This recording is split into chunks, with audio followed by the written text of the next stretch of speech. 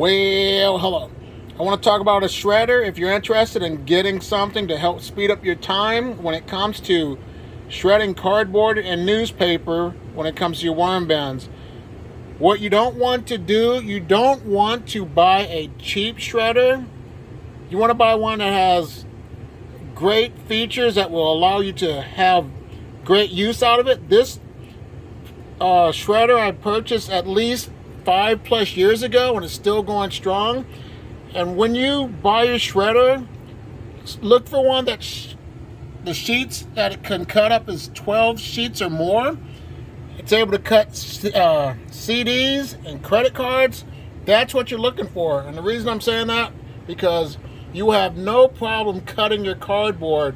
And this one has been going strong. And I have no complaints with this shredder here. And the thing I like about it is that it helps to save me time. It allows me to cut up cardboard really quick. And the thing about this too, if it overheats, it has a shut off feature that allows it to cool off for a few minutes. And all you have to do is turn this off, because when it's on, it will be blue.